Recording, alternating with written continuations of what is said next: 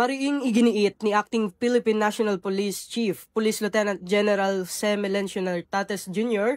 na walang ipinapatupad na quota arrests sa hanay ng pambansang pulisya. Ang paglilinaw ay ginawa ni Police Lieutenant General Nartates sa isang press briefing sa Camp Crame nitong Lunes matapos umapila ang Detainee Rights Advocacy Group na kapatid na baliktarin ang naunang pahayag ni dating PNP Chief General Nicolas Torre III hinggil sa paggamit ng bilang ng mga naaresto bilang batayan sa promosyon ng mga pulis. Matatandaan na nang maupo si Police General Torre noong Hunyo, inihayag niyang magiging sukatan ng performance ng mga pulis ang dami ng kanilang naaresto. Nagbabala naman noon ang Commission on Human Rights na maaaring magdulot ito ng pang-aabuso at paglabag sa karapatang pantao.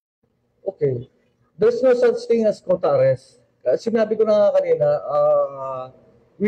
our operations, not only in the Philippine National Police, as well as the different law enforcement agencies, no, including the armed forces. Paano sa ba nagkakantak ng patrol or combat patrol?